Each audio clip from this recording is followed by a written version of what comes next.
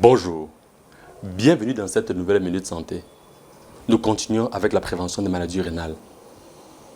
Le manque de sommeil est mauvais pour votre rein, pour la simple raison que le sommeil profond, un sommeil qui comporte 16% de sommeil profond, entre 16 et 30% de sommeil profond, est effectivement réparateur. En n'ayant pas un bon sommeil, vous ne profitez pas du caractère réparateur de ce sommeil. Pire encore, quand vous avez mal dormi, vous allez stimuler la production de l'hormone de la faim et baisser l'hormone de la satiété. L'hormone de la faim, c'est la gréline. L'hormone de la satiété, c'est la leptine. Et votre faim va davantage se porter sur les aliments sucrés. Et vous savez que le sucre n'est pas bon pour votre rein. Ne pas bien dormir est mauvais pour votre rein. Les anti-inflammatoires non stéroïdiens sont mauvais pour votre rein à deux titres.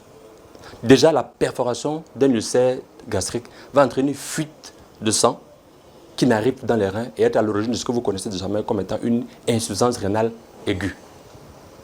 À côté de cela, cet anti-inflammatoire non stéroïdien, aspirine et tout ce que vous connaissez, pris au long cours en automédication, sans contrôle, va être à l'origine de la diminution de la perfusion bilatérale des reins. C'est-à-dire le sang ne fuit pas dans le corps, mais arrive très lentement, très petitement au niveau des reins. Cette diminution de la capacité de filtration va être effectivement à l'origine d'un mauvais fonctionnement du rein, notamment par l'installation d'une insuffisance rénale aiguë. Et enfin le tabac. Le tabac n'est pas bon ni pour les reins, ni pour les poumons, ni pour aucun organe. Parce que bourré de toxiques qui doivent être éliminés par un organe, votre fameux rein. Et nous savons que le tabac est un facteur de risque de développement des maladies dégénératives, notamment des cancers, qu'il s'agisse du cancer de poumon, cancer digestif et aussi du cancer du rein. Là encore, vous le savez, vous devez avoir la bonne information.